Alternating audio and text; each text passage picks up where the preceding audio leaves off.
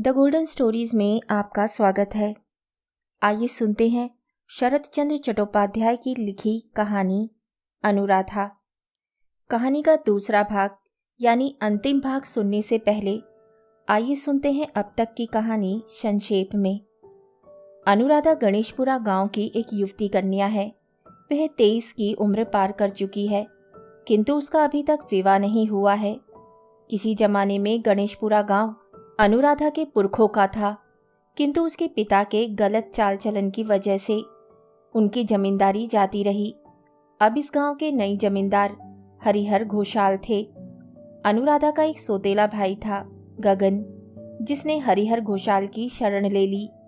किसी जमाने में हरिहर घोषाल ने इन बाबुओं के सुदिन अपनी आंखों से देखे थे, इसलिए उन्होंने उनके रहने के मकान की डिग्री छुड़ा ली और मौखिक रूप से गगन को आगे के 2-3 कमरे कचहरी के लिए छोड़कर पीछे का सारा हिस्सा गगन को सौंप दिया और कहा कि ये गगन का है, इसमें चाहे वे जैसे रहे। किंतु जब हरिहर के पुत्र विजय ने जब उस गांव की बागडोर संभाली तो उन्हें पता चला कि उनकी संपत्ति पर गगन ने अधिकार कर लिया है और गबन कर वे गांव छोड़कर भाग गया है। किंतु जो घर उसके पिता ने उसे रहने के लिए दिया था, उसमें उसकी बहन और दूसरी बहन का लड़का रहता है। वह घर खाली कराने वहां जाता है और अनुराधा को धमकाता है कि वे जल्द से जल्द घर खाली कर दे, परंतु उसे उस पर दया आ जाती है और वह उसे कुछ दिन और रहने के लिए अपना मकान दे देता है। किंतु अनुराधा के अच्छे व्यवहार को देखकर वे अपना इरादा बदलने पर मजबूर हो जाता है और कहता है कि वे जब तक चाहे वहां रह सकती है। साथ ही साथ वे धीरे धीरे उसके प्रति आकर्षित होने लगता है और विजय का पुत्र भी, जो बिन माँ का है, उसे एक माँ की भांति प्यार करने लगता है। अनुराधा भी विजय के पुत्र को एक माँ की तरह प्यार करती है और उसकी परवरिश करने लगती है। तो चलिए अब सुनते हैं आगे की कहानी। विजय ने कहा, आप पर डांट पड़नी चाहिए, कदम कदम पर गलती करती हैं। हाँ, कहकर अनुराधा हंसती। असावधानी के कारण यह हंसी विजय ने देख ली। पुत्र के अवैध आचरण के लिए क्षमा याचना ना कर सका, इस डर से कि कहीं उसके भद्र वाक्य अभद्र व्यंग्य से ना सुनाई दे। कहीं वे ऐसा ना समझ बैठे कि उसकी गरीबी और बुरे दिनों पर यह कटाक्ष कर रहा है। दूसरे दिन दोपहर को अनुराधा कुमार और संतोष को भात परोसकर साग तरकारी परोस रही थी। सिर खुला था, बदन का कपड़ा कहीं का कहीं जा गिरा था। इतने में अचानक दरवाजे के पास किसी आदमी की परछाई दिखाई दी। अनुराधा ने मुंह उठाकर देखा तो छोटे बाबू थे। एकदम सकुचाकर उसने सिर पर कपड़ा खींच लिया और उठकर खड़ी हो गई। विजय ने कहा, एक जरूरी सलाह के लिए आपके पास आया हूं। अब विनोद घोष इस गांव का आदमी ठहरा, आप तो उसे जानती ही होंगी। कैसा आदमी है बता सकती हो? गणेशपुरा का नया गुमाश्ता नियुक्त किया है। पूरी तरह उस पर विश्वास किया जा सकता है या नहीं, आपका क्या ख्याल है? 1 सप्ताह से अधिक हो गया। विनोद यथाशक्ति काम तो अच्छा ही कर रहा है, किसी भी तरह की गड़बड़ी नहीं थी। आज से ऐसा उसकी चाल चलन के बारे में खोज खबर लेने की ऐसी क्या जरूरत आ पड़ी? अनुराधा को कुछ समझ में नहीं आया। उसने बड़ी मीठी आवाज में पूछा, अब विनोद भैया कुछ कर बैठे हैं क्या? मैं तो उन्हें अच्छा ही आदमी समझती आई हूँ। हाँ हाँ, है क्यों नहीं, वह तो आपको ही प्रमाणिक साक्षी मानता है। अनुराधा ने कुछ सोच विचार कर कहा, हैं तो अच्छे ही आदमी, फिर भी जरा निगाह रखिएगा। अपनी लापरवाही से अच्छे आदमी का बुरा आदमी बन जाना कोई असंभव बात नहीं है। विजय ने कहा, सच बात तो यह है कि अगर अपराध का कारण खोजा जाए तो अधिकांश मामलों में दंग रह जाना पड़ता है। फिर लड़के को लक्ष्य करके विजय ने कहा, तेरा भाग्य अच्छा है जो अचानक मौसी मिल गई तुझे, वरना इस जंगल में आधे दिन तो तुझे बिना खाए ही बिताने पड़ते। अनुराधा ने धीरे से पूछा, क्या वहां आपको खाने पीने की तकलीफ हो रही है? विजय ने हंसकर कहा, नहीं तो ऐसे ही कहा है। हमेशा से परदेश में ही दिन बिताए हैं, खाने पीने की तकलीफ की कोई खास परवाह नहीं करता। ये कहकर वह चला गया। अनुराधा ने खिड़की की सेंध में से देखा, अभी तक नहाया निपटा भी नहीं गया था। इस प्रकार में आने के बाद, इस मकान में आने के बाद एक पुरानी आराम कुर्सी मिल गई थी। शाम को उसी के हत्थों पर दोनों पैर पसार कर विजय आंखें नीचे किए हुए चुरुट पी रहा था। तभी कान में भनक पड़ी, बाबू साहब। आंख खोलकर देखा, पास ही खड़े एमए वृद्ध सज्जन बड़े सम्मान के साथ संबोधित कर रहे हैं। वह उठकर बैठ गई। सज्जन की आयु 60 के ऊपर पहुंच चुकी है, लेकिन मजे का गोल मटोल, ठिगना, मजबूत और समर्थ शरीर है। मूछें पककर सफ़ेद हो गई हैं, लेकिन गंजी चांद के इधर उधर के बाल भंवरों जैसे काले हैं। सामने के 2-4 दांतों के अतिरिक्त बाकी सभी दांत बने हुए हैं। वर्निशदार जूते हैं और घड़ी की सोने की चेन के साथ शेर का नाखून जड़ा हुआ लॉकेट लटक रहा है। गवई गांव में ये सज्जन बहुत धनाढ्य मालूम होते हैं। पास ही एक टूटी चौकी पर चुरुट का सामान रखा था।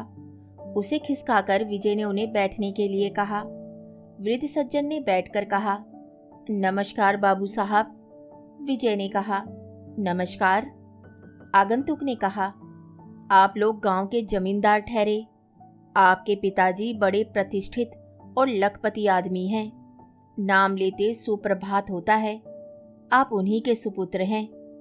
उस बेचारी पर दया ना करने पर बड़े संकट में पड़ जाएगी। कौन बेचारी? उस पर कितने रुपए निकलते हैं?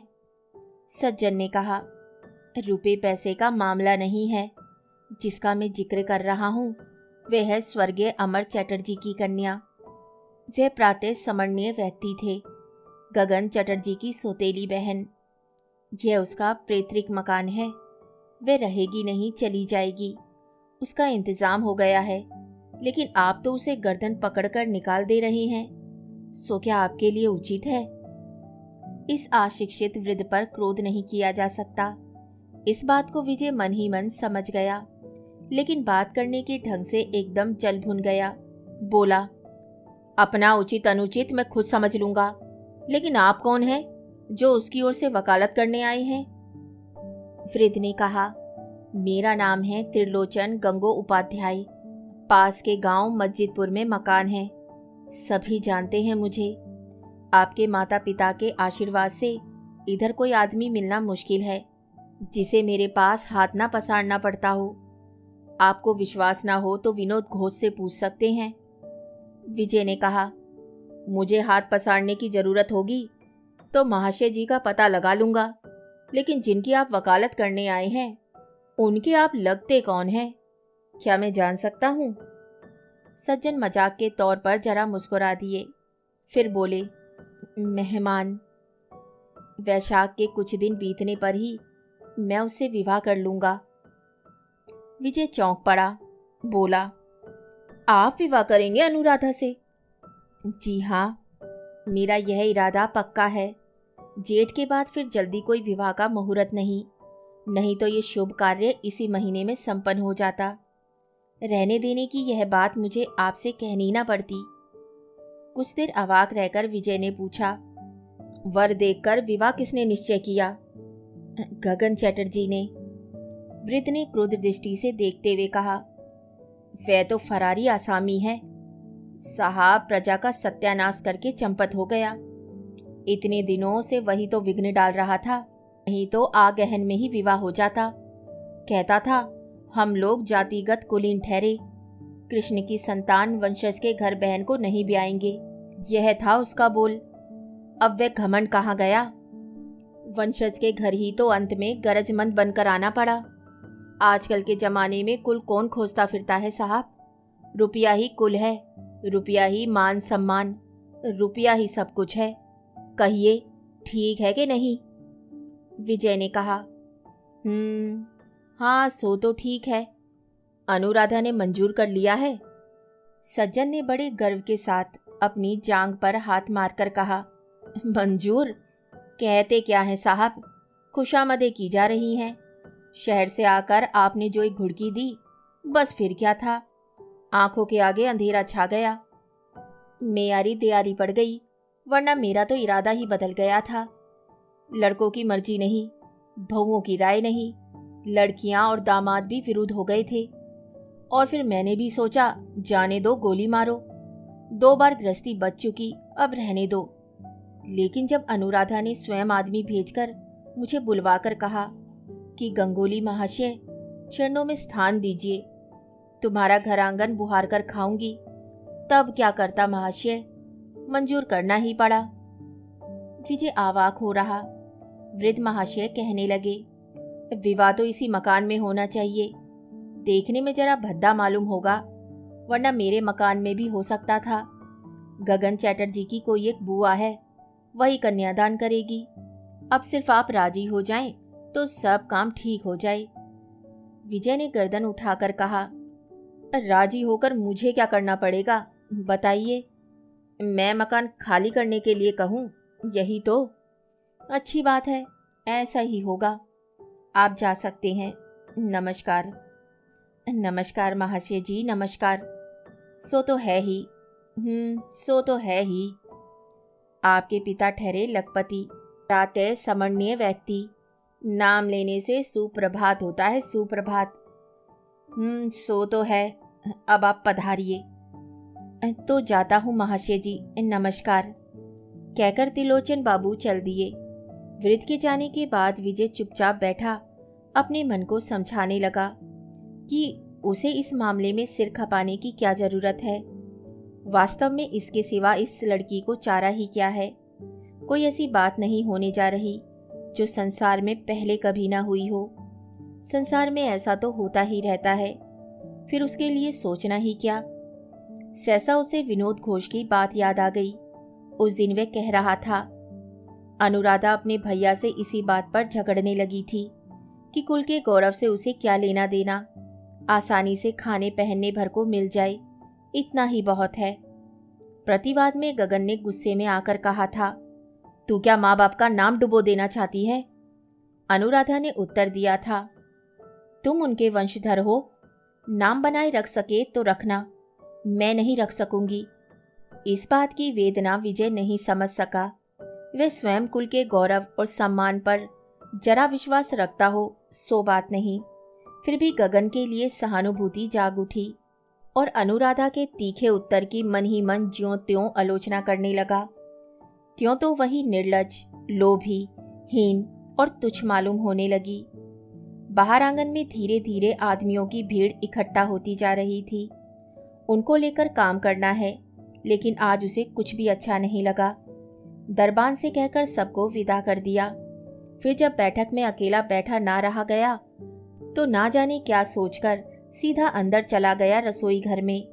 बरामदे में चटाई पर अनुराधा लेटी हुई थी। उसके दोनों ओर लड़के हैं, कुमार और संतोष। महाभारत की कहानी चल रही थी। रात की रसोई का काम जल्दी निपटाकर वह रोजाना शाम के बाद इसी तरह लड़कों के साथ लेटकर कहानियां सुनाया करती है और फिर खिला पिलाकर कुमार को उसके बाप के पास भेज दिया करती है। चांदनी रात है।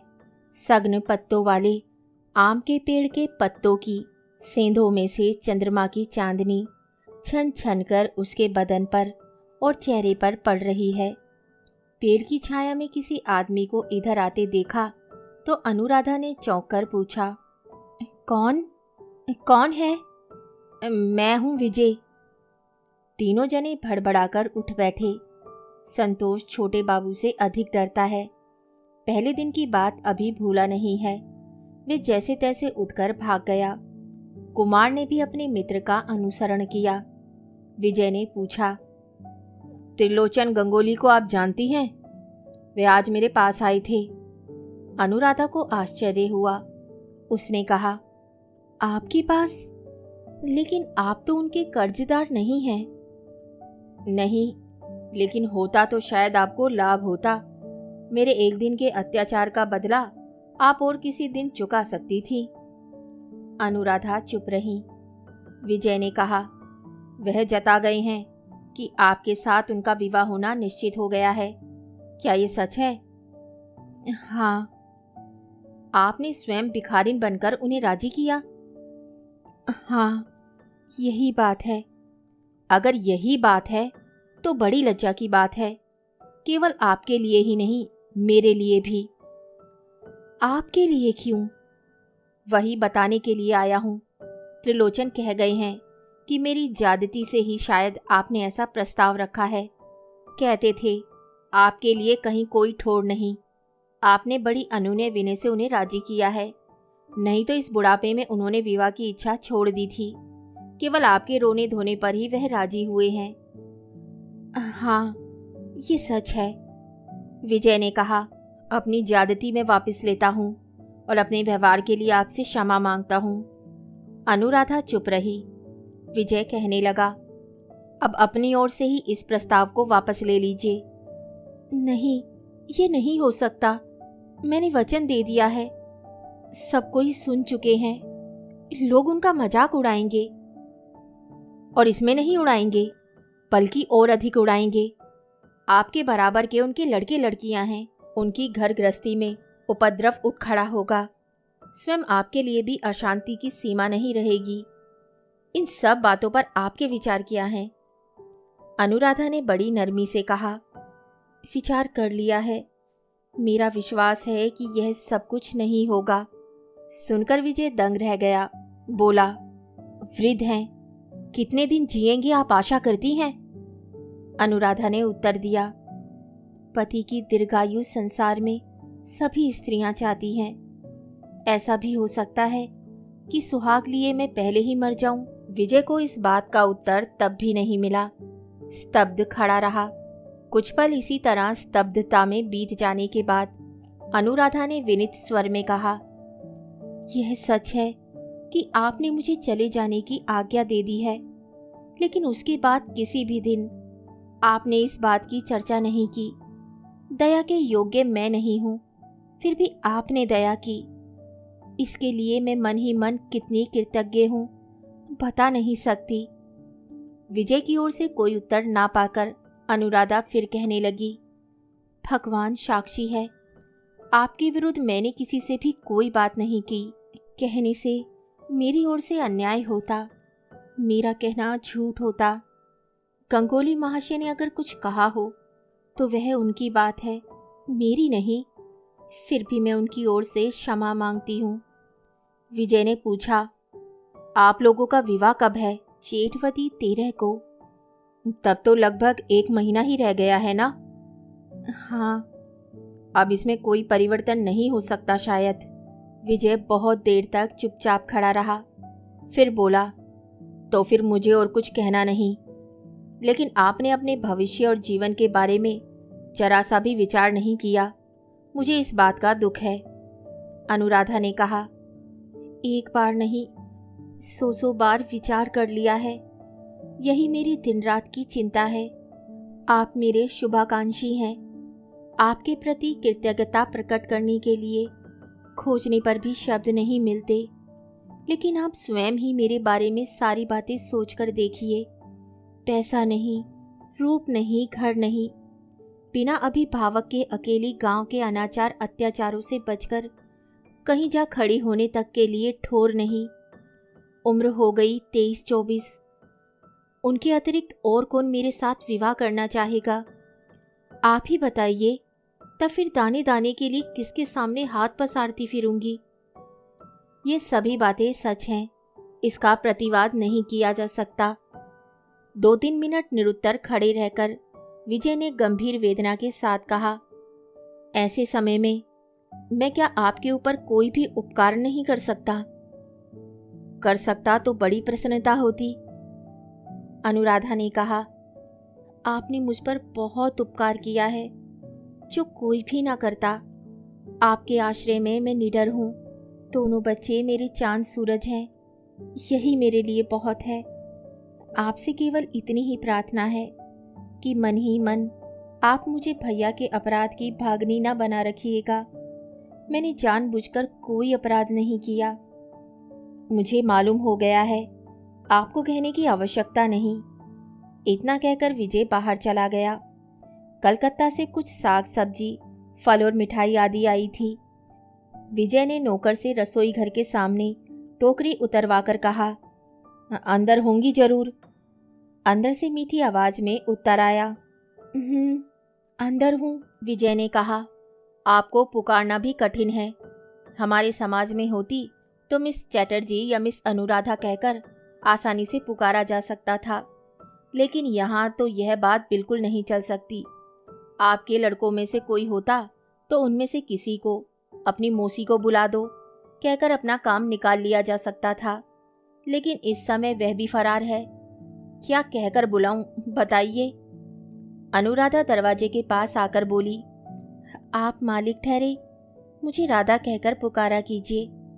विजय ने कहा, बुलाने में कोई आपत्ति नहीं, लेकिन मालिकाना अधिकार के जोर पर नहीं। मालिकाना अधिकार था गगन चैटर्जी पर, लेकिन वह तो चंपत हो गया। आप क्यों मालिक बनाने लगी? आपको किस बात की गरज है? अंदर से सुनाई दिया, ऐसी बात मत कहिए, आप हैं तो मालिक ही। विजय ने कहा, उसका दावा मैं नहीं करता, लेकिन उम्र का दावा जरूर रखता हूं। मैं आपसे बहुत बड़ा हूं। नाम लेकर पुकारा करूंगा तो नाराज ना होइएगा। नहीं नहीं। विजय ने ये बात महसूस की कि घनिष्ठता पैदा करने का आग्रह स्वयं उसकी ओर से कितना ही प्रबल क्यों ना हो, दूसरे पक्ष की ओर से बिल्कुल नहीं है। वे किसी भी तरह सामने नहीं आना चाहती और हमेशा संक्षिप्त लेकिन सम्मान सहित ओट में छिपे उत्तर देती है। विजय ने कहा, घर में कुछ साग सब्जी, फल और मिठाइयाँ आदि आई हैं। इस टोकरी को उठाकर रख लीजिए, लड़कों को दे दीजिएगा। नहीं नहीं, सो मत कीजिएगा। मेरा रसोइया ठीक से रसोई बनाना नहीं जानता। दोपहर से देख रहा हूँ कि चादर तान कर पड़ा हुआ है। नहीं, कहीं आपके देश में मलेरिया ने ना घेर लिया हो, बीमार पड़ गया तो परेशान कर डालेगा। लेकिन मलेरिया तो यहाँ है ही नहीं।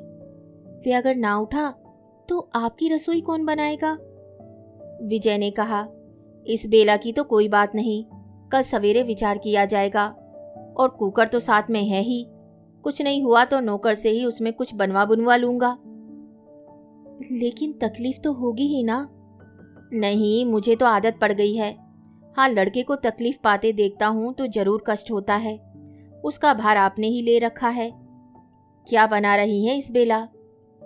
चोकरी खोलकर देखिए ना, शायद कोई चीज काम आ जाए। काम तो आएगी ही, लेकिन इस बेला मुझे रसोई नहीं बनानी है। नहीं बनानी? क्यों? कुमार की देह कुछ गर्म सी मालूम होती है। रसोई बनाने पर वे खाने के लिए मचलेगा। उस बेला का जो कुछ बचा है उससे संतोष का काम चल जाएगा। देह गर्म हो रही है उसकी। कहाँ है वह? मेरे बिछोने पर लेटा संतोष के साथ गपशप करता है। आज कह रहा था बाहर नहीं जाएगा, मेरे पास ही सोएगा। विजय ने कहा, सोया रहे, लेकिन अधिक लाड़ प्यार पाने पर वे फिर मौसी को छोड़कर घर नहीं जाना चाहेगा। तब फिर एक नई परेशानी उठानी पड़ जाएगी। नहीं उठानी पड़ेगी, विजय ने कहा। क्या होने से कहना ना मानने वाला होता है सो आप जाने, लेकिन मैंने तो सुना है कि वह आपको कम परेशान नहीं करता। अनुराधा कुछ देर चुप रहकर बोली, परेशान करता है तो केवल मुझे ही तो परेशान करता है, और किसी को तो नहीं करता। विजय ने कहा, सो मैं जानता हूँ, लेकिन मौसी ने मान लो कि सह लिया, लेकिन उसकी ताईजी तो सहने वाली है नहीं, और अगर किसी दिन सौतेली माँ आ गई तो जरा भी बर्दाश्त नहीं करेगी। आदत बिगड़ जाने से खुद उसी के लिए बुरा होगा। जो लड़के के लिए बुरी हो ऐसी भी माता आप घर में लाए ही क्यों? ना सही, विजय ने कहा। लानी नहीं पड़ती। लड़के का भाग्य फूटने पर विमाता अपने आप घर में आ जाती है। तब उस खराबी को रोकने के लिए मौसी की शरण लेनी पड़ती है। लेकिन हाँ, अगर वह राजी हो, अनुराधा ने कहा। जिसके माँ नहीं है मौसी उसे छोड़ नहीं सकती। कितने ही दुख में क्यों ना हो, पाल पोस कर बड़ा करती ही है। याद रखूंगा, कहकर विजय चला जा रहा था। फिर लौटकर बोला, अगर अभद्रता के लिए क्षमा करें तो एक बात पूछूं? पूछिए। कुमार की चिंता बाद में की जाएगी, कारण उसका बाप जीवित है। आप उसे जितना निठुर समझती है उतना वह है नहीं। लेकिन संतोष, उसके माँ बाप दोनों ही जाते रहे हैं। नए मौसा त्रिलोचन के घर अगर उसके लिए ठोर ना हुआ तो उसका क्या करेंगी? इस बात पर विचार किया है? अनुराधा ने कहा। मौसी के लिए ठोक होगा, पहनोत के लिए नहीं होगा। होना तो चाहिए, लेकिन जितना मैं उन्हें देख सकता हूँ उससे तो अधिक भरोसा नहीं होता। इस बात का उत्तर अनुराधा तत्काल ना दे सकी। सोचने में जरा समय लग गया। फिर शांत और दृढ़ स्वर में कहने लगी, तब पेड़ के नीचे दोनों के लिए ठोर होगा, इसे कोई नहीं रोक सकता। विजय ने कहा, बात तो मौसी के अनुरूप है, इसमें इनकार नहीं किया जा सकता, लेकिन ये संभव नहीं है। तब उसे मेरे पास भेज दीजिएगा। कुमार का साथी है वह। अगर कुमार बन सका तो वह भी बन जाएगा। अंदर से फिर कोई उत्तर नहीं आया। विजय कुछ देर प्रतीक्षा करने के बाद बाहर चला गया। 2-3 घंटे के बाद संतोष ने आकर दरवाजे के बाहर से कहा, मौसी जी आपको खाने के लिए बुला रही हैं। हाँ, कहकर संतोष चला गया। अनुराधा के रसोई घर में आसन बिछा हुआ था। विजय आसन पर बैठकर बोला, रात आसानी से कट जाती, आपने इतनी तकलीफ क्यों उठाई? अनुराधा पास ही खड़ी थी, चुप रही। परोसी हुई चीजों में कोई अधिकता नहीं थी, लेकिन जतन से बनाए और परोसे जाने का परिचय हर चीज में झलक रहा था। कितनी सुंदर ढंग से वे चीजें हुई थीं।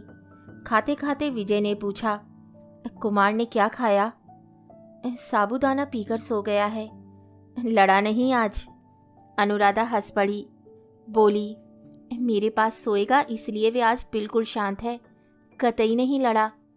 विजय ने कहा, उसके कारण आपकी झंझटें बढ़ गई हैं, लेकिन इसमें मेरा कोई दोष नहीं है। वह स्वयं आपकी गृहस्थी में चुपचाप आकर शामिल हो गया। मैं यही सोचता हूँ। मैं भी यही सोचती हूँ। मालूम होता है उसके चले जाने पर आपको दुख होगा। अनुराधा पहले तो चुप रही, फिर बोली, उसे घर ले जाने से पहले आपको एक वचन देकर जाना होगा। आपको इस बात की निगरानी रखनी होगी कि उसे किसी बात की तकलीफ ना होने पाए। लेकिन मैं तो बाहर रहूंगा, कामकाज के झंझटों में अपने वचन की रक्षा न कर सकूंगा। तो फिर इसे मेरे पास छोड़ जाना होगा। आप गलती करती हैं, यह और भी असंभव है। इतना कहकर विजय हंसता हुआ खाना खाने लगा।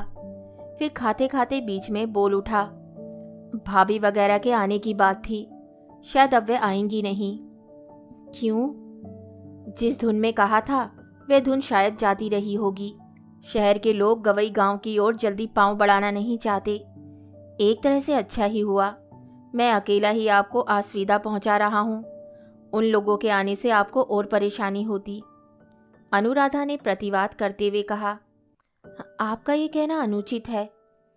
घर मेरा नहीं आपका है, फिर भी मैं ही सारी जगह घेर कर बैठी रहूं, उनके आने पर बुरा मानूं, इससे बढ़कर अन्याय और कुछ हो ही नहीं सकता। मेरे विषय में ऐसी बात सोचकर आप सचमुच ही अन्याय कर रहे हैं। कितनी कृपा आपने मुझ पर की है, क्या मेरी ओर से यही प्रतिदान है? इतनी बातें उसने इस ढंग से पहले कभी नहीं की थी। उत्तर सुनकर विजय हैरान रह गया। गांव की इस लड़की को उसने जितना अशिक्षित समझ रखा था उतना वह नहीं है। थोड़ी देर चुप रहकर अपना अपराध स्वीकार करते हुए बोला, वास्तव में मेरा ये कहना उचित नहीं हुआ। जिनके विषय में ये बात उचित हो सकती है उनसे आप अधिक बड़ी हैं। लेकिन 2-3 दिन बाद ही मैं घर चला जाऊंगा। यहाँ आकर शुरू में मैंने आपके साथ बहुत बुरा व्यवहार किया था, लेकिन वह बिना पहचाने हुआ था। सचमुच संसार में ऐसा ही हुआ करता है, अक्सर यही होता है। फिर भी जाने से पहले मैं अत्यधिक शर्मिंदगी के साथ क्षमा याचना करता हूँ। अनुराधा ने मीठे स्वर में कहा, क्षमा आपको मिल नहीं सकती।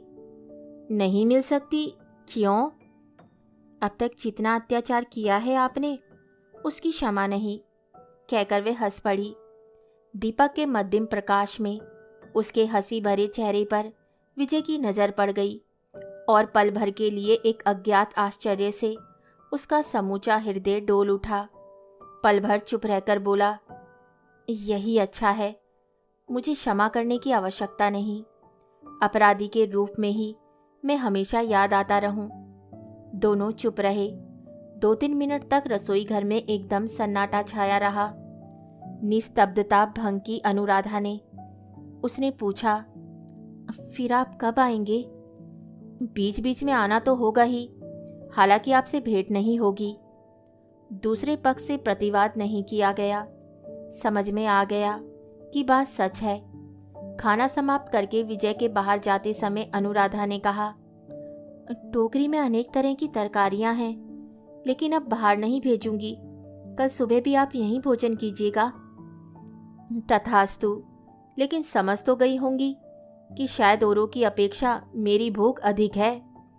अन्यथा प्रस्ताव प्रस्तुत करता कि सिर्फ सवेरे ही नहीं, निमंत्रण की मियाद और भी बढ़ा दीजिए। जितने दिन मैं यहाँ रहूं और आपके हाथ का ही खाकर घर जा सकूं, यह मेरा सौभाग्य है। दूसरे ही दिन सवेरे सवेरे अनेक प्रकार के खाद्य पदार्थ अनुराधा के रसोई घर के बरामदे में आ पहुंचे। उसने कोई आपत्ति नहीं की, उठाकर रख लिए। इसके बाद 3 दिन के बजाय 5 दिन बीत गए। कुमार बिल्कुल स्वस्थ हो गया। इन कई दिनों में विजय ने दुख के साथ महसूस किया कि आतिथ्य में तो कोई कमी नहीं थी, लेकिन परिचय की दूरी वैसी ही अविचलित बनी हुई है। किसी भी बहाने वे तिल भी निकट नहीं हुई। बरामदे में भोजन के लिए स्थान बनाकर अनुराधा अंदर से ही ढंग से थाली लगा देती और संतोष परोसता रहता। कुमार आकर कहता, बाबूजी, मौसी जी कहती है कि मछली की तरकारी इतनी छोड़ देने से काम नहीं चलेगा और जरा सी खानी पड़ेगी। विजय कहता, अपनी मौसी से कह दे कि बाबूजी को राक्षस समझना ठीक नहीं है। कुमार लौटकर कहता, मछली की तरकारी रहने दो, शायद अच्छी ना बनी होगी, लेकिन कल की तरह कटोरे में दूध पड़ा रहने से उन्हें दुख होगा। विजय ने सुनकर कहा, तेरी मौसी जी अगर कल कटोरे के बदले नाद में दूध दिया करेगी तो भी ना पड़ा रहेगा। इसी तरह से 5 दिन बीत गए। स्त्रियों के आदर और देखरेख का चित्र विजय के मन में आरंभ से ही अस्पष्ट था। अपनी माँ को वे आरंभ से ही अस्वस्थ और अकुशल देखता आया है। एक गृहिणी के नाते वे अपना कोई भी कर्तव्य पूर्ण रूप से निभा नहीं पाती थी। उसकी अपनी पत्नी भी केवल 2-2.5 वर्ष ही जीवित रही थी। तब वह पढ़ता था। के बाद उसका लंबा समय सुदूर प्रवास में बीता। उस प्रवास के अपने अनुभवों की भली बुरी स्मृतियां कभी कभी उसे याद आ जाती हैं, लेकिन वे सब जैसे किताबों में पढ़ी हुई कल्पित कहानियों की तरह वास्तविकता से दूर मालूम होती है। जीवन की वास्तविकता, जीवन की वास्तविक आवश्यकताओं का उनसे कोई संबंध ही नहीं। और रही भाभी प्रभामयी, जो जिस परिवार में भाभी की प्रधानता है, जहाँ हर समय भले बुरे की आलोचना होती रहती है, वे परिवार उसे अपना नहीं मालूम होता। माँ को उसने अनेक बार रोते देखा है, पिता को उदास और अप्रसन्न रहते देखा है, लेकिन इन बातों को उसने स्वयं ही असंगत और अनाधिकार चर्चा समझा है। ताई अपने देवर के बेटे की खबर सुध ना ले या बहू अपने सास ससुर की सेवा ना करे तो बड़ा भारी अपराध है, ऐसी धारणा भी उसकी नहीं थी। और स्वयं अपनी पत्नी को भी अगर ऐसा व्यवहार करते देखता तो उसे दुख होता, सो बात भी नहीं। लेकिन आज उसकी इतने दिनों की धारणा को इन अंतिम 5 दिनों ने जैसे धक्के देकर स्थिर कर दिया। आज शाम की गाड़ी से उसके कलकत्ता रवाना होने की बात थी। नौकर चाकर सामान बांधकर तैयारियां कर रहे थे। कुछ ही घंटों की देर थी। इतने में संतोष ने आकर आड़ में से कहा, मौसी जी बुला रही हैं। इस समय? हाँ, कहकर संतोष वहां से खिसक गया। विजय ने अंदर जाकर देखा, बरामदे में बकायदा आसन बिछाकर भोजन के लिए जगह कर दी गई है। मौसी की गर्दन पकड़कर कुमार लटक रहा था। उसके हाथ से अपने को छुड़ाकर अनुराधा रसोई घर में घुस गई। आसन पर बैठकर विजय ने कहा, इस समय यहाँ क्या? ऊपर से अनुराधा ने कहा, जरा सी खिचड़ी बनाई है, खाते जाइए। उत्तर देते समय विजय को अपना गला जरा साफ कर लेना पड़ा। बोला, बेवक्त आपने क्यों कष्ट किया? इसकी अपेक्षा आप 4-6 पूड़ियाँ ही उतार देती तो काम चल जाता। पूड़ी तो आप खाते नहीं, घर पहुँचते पहुँचते रात के 2-3 बज जाएंगे। बिना खाए आप जाते तो क्या मुझे कम दुख होता? बराबर यही ख्याल आता रहता कि लड़का बिना खाए पिए ही यूं ही गाड़ी में सो गया होगा। विजय चुपचाप खाता रहा, फिर बोला, विनोद को कह दिया है, वे आपकी देखरेख करता रहेगा। जितने दिन आप इस मकान में हैं, आपको किसी तरह की कोई तकलीफ नहीं होगी। फिर कुछ देर चुप रहने के बाद कहने लगा, और एक बात आपसे कहे जाता हूँ, अगर कभी भेंट हो तो गगन से कह दीजिएगा कि मैंने उसे क्षमा कर दिया, लेकिन वह इस गांव में ना आए। आने पर क्षमा नहीं करूँगा। कभी भेंट हुई तो उनसे कह दूंगी। इतना कहकर अनुराधा चुप हो गई। फिर पल भर बाद बोली, मुश्किल है, कुमार के मारे आज वे किसी भी तरह जाने को राजी नहीं हो रहा, और क्यों नहीं जाना चाहता सो भी नहीं बताया। विजय ने कहा, इसलिए नहीं बताया कि वे खुद नहीं जानता, और मन ही मन यह भी समझता है कि वहां जाने पर उसे तकलीफ होगी। तकलीफ क्यों होगी? उस घर का यही नियम है। लेकिन हो तकलीफ, आखिर इतना बड़ा तो वहीं हुआ है ना। उसे ले जाने की जरूरत नहीं, यहीं रहने दीजिए मेरे पास। विजय ने हंसते हुए कहा, मुझे तो कोई आपत्ति नहीं, लेकिन अधिक से अधिक 1 महीने रह सकता है, इससे अधिक तो नहीं रह सकता। इससे क्या लाभ? दोनों कुछ देर मौन रहे। फिर अनुराधा ने कहा, इसकी जो विमाता आएगी, सुना है पढ़ी लिखी है।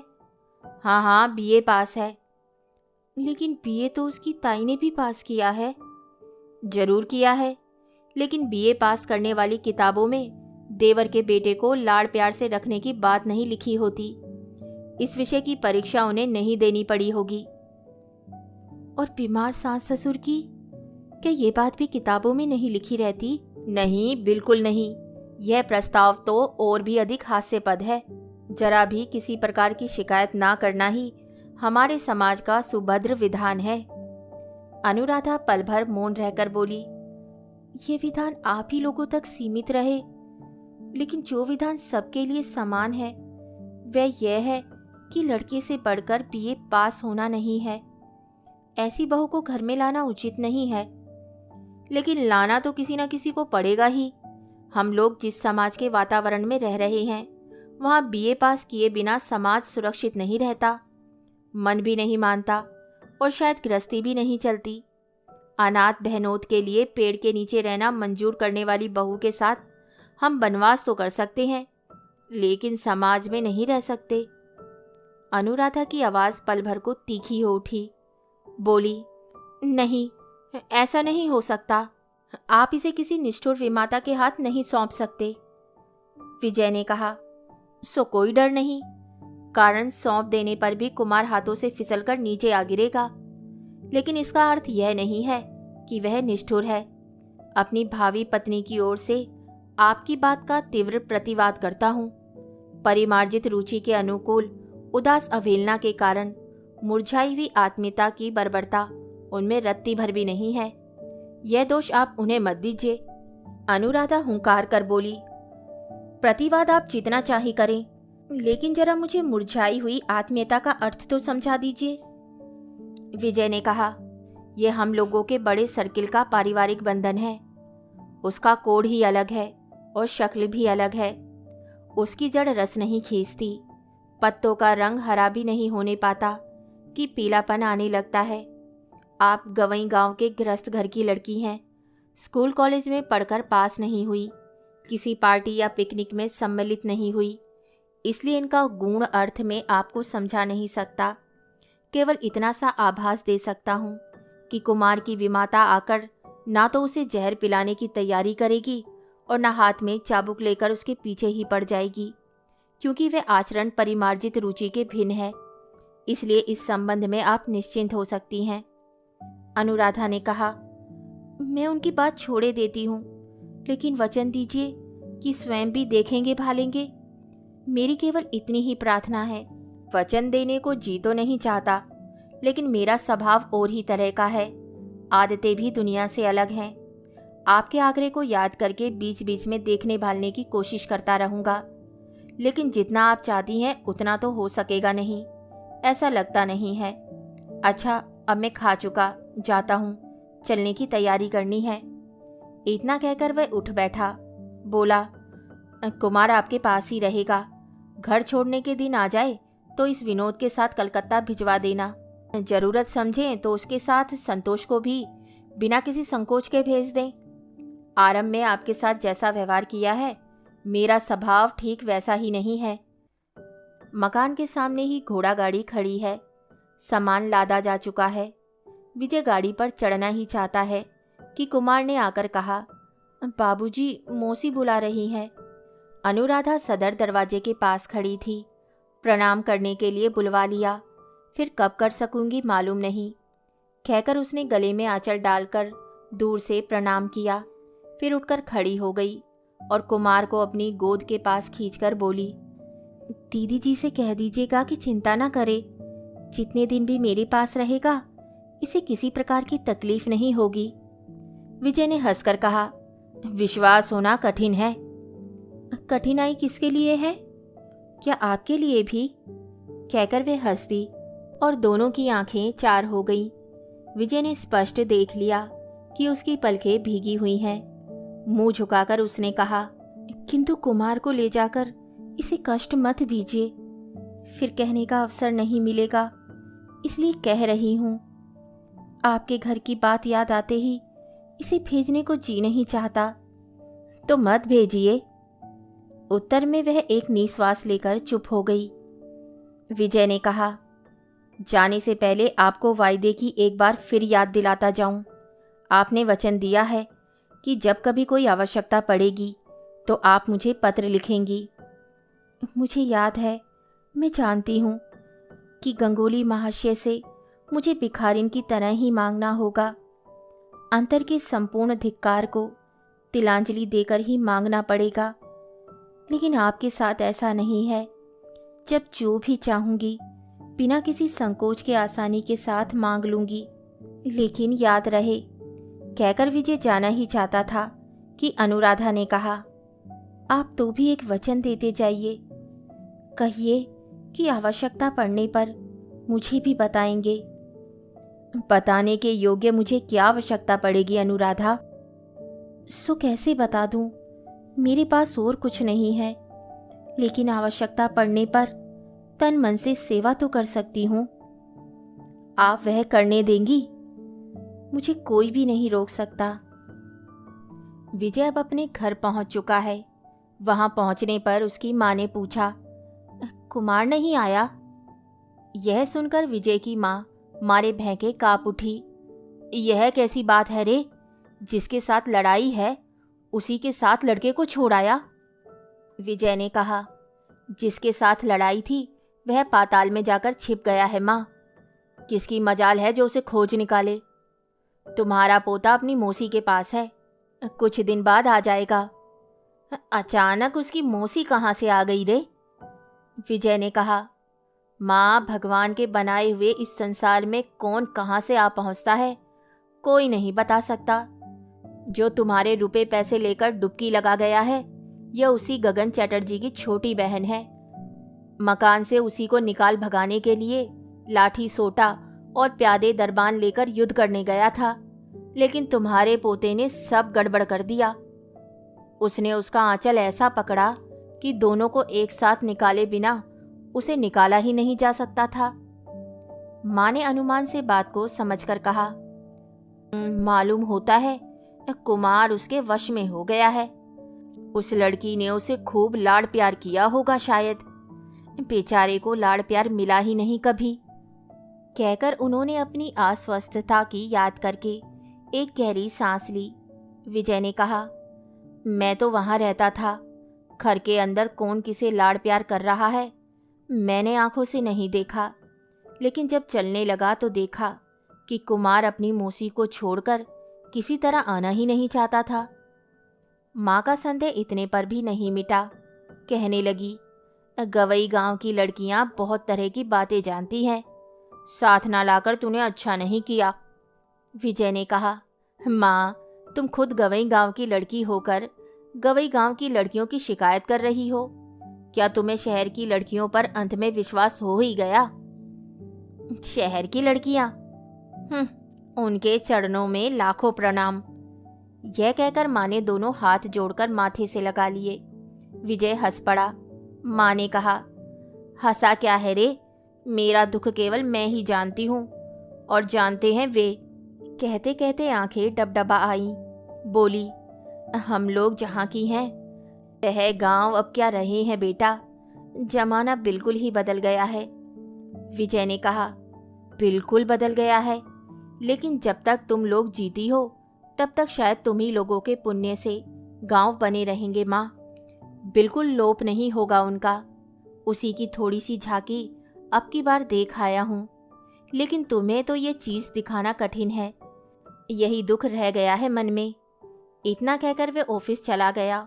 ऑफिस के काम के तकाजे से ही उसे यहाँ चला आना पड़ा है। शाम को ऑफिस से लौटकर विजय भैया भाभी से भेंट करने चला गया। जाकर देखा कि कुरुक्षेत्र का युद्ध छिड़ रहा है। श्रृंगार की चीजें इधर उधर बिखरी पड़ी हैं। भैया आराम कुर्सी के हत्थे पर बैठे जोर जोर से कह रहे हैं, हरगिज नहीं, जाना हो तो अकेली चली जाओ, ऐसी रिश्तेदारी पर मैं आधी आधी। अचानक विजय को देखते ही प्रभा एक साथ जोर से रो पड़ी। बोली, अच्छा देवर जी, तुम ही बताओ, उन लोगों ने अगर सितांशु के साथ अनीता का विवाह पक्का कर दिया तो इसमें मेरा क्या दोष? आज उसकी सगाई होगी और ये कहते हैं कि मैं नहीं जाऊंगा। इसके माने तो यही हुए कि मुझे भी नहीं जाने देंगे। भैया गरज उठे, क्या कहना चाहती हो तुम? तुम्हें मालूम नहीं था? हम लोगों के साथ ऐसी जालसाजी करने की क्या जरूरत थी, वो भी इतने दिनों तक? माजरा क्या है? सहसा समझ पाने से विजय हतबुद्धि सा हो गया, लेकिन समझने में उसे अधिक देर न लगी। ठहरो ठहरो, अरे भाई बताओ भी तो, आखिर क्या हुआ है? अनीता के साथ सितांशु घोषाल को विवाह होना तय हो गया है, यही ना? आज ही सगाई पक्की होगी। I am throw completely overboard. मैं पूरी तरह से समुद्र में फेंक दिया गया। भैया ने हुकर के साथ कहा। और यह कहना चाहती है कि इन्हें कुछ मालूम ही नहीं। प्रभा रोती हुई बोली, भला मैं क्या कर सकती हूँ देवर जी? भैया है, माँ है, लड़की खुद सयानी हो चुकी है। अगर वे अपना वचन भंग कर रहे हैं तो इसमें मेरा क्या दोष?